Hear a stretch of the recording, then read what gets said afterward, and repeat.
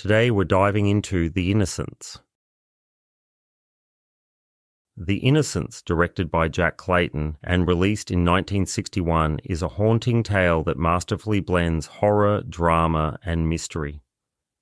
Based on Henry James's novella The Turn of the Screw, the film follows Miss Giddens, played by Deborah Kerr, a young governess tasked with caring for two children, Flora, played by Pamela Franklin, and Miles, played by Martin Stevens, at the sprawling Bly mansion.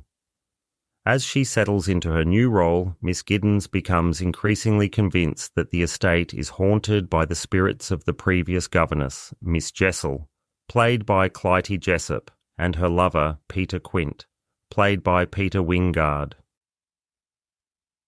From the outset, The Innocents sets itself apart from typical ghost stories. Rather than relying on jump scares, the film creates an atmosphere of creeping dread through its use of lighting, sound, and setting.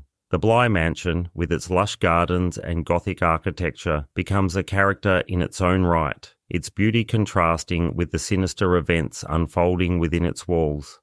The cinematography by Freddie Francis captures every detail, using deep focus to draw viewers into the eerie world Clayton has crafted.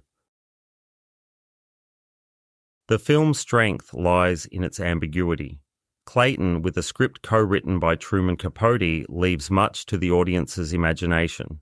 Are the children truly possessed by malevolent spirits, or is Miss Giddens's mind unravelling under the weight of her own repressed emotions and the isolation of the estate? This duality is what makes The Innocents so compelling. The supernatural elements are chilling, yet the psychological horror is equally unsettling as viewers are left to question the reliability of Miss Giddens's perspective. Deborah Kerr delivers a standout performance, capturing the complexity of Miss Giddens's character.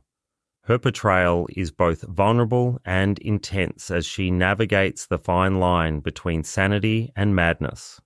The child actors, Franklin and Stevens, are equally impressive, bringing an unsettling maturity to their roles. Stevens, in particular, shines as Miles, whose innocent facade occasionally slips to reveal a more sinister side.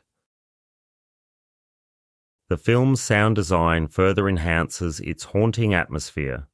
The use of children's voices and eerie soundscapes creates a sense of unease that lingers long after the credits roll.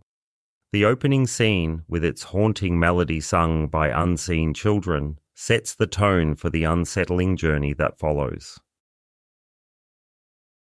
The Innocents is a film that invites multiple interpretations, each viewing offering new insights into its layered narrative. It challenges the viewer to consider the nature of innocence and corruption, both in the children and in Miss Giddens herself. The film's exploration of themes such as isolation, class, and the supernatural versus the psychological ensures its place as a classic in the horror genre. In summary, The Innocents is a masterful example of atmospheric horror that transcends its genre. Its ability to evoke fear through suggestion and ambiguity, rather than overt scares, makes it a timeless piece of cinema. Whether you are drawn to its ghostly apparitions or its psychological depth, The Innocents is a film that will leave a lasting impression, inviting you to question what is real and what is imagined. And that's my take on The Innocents, and I'm giving it 4 stars out of 5 stars.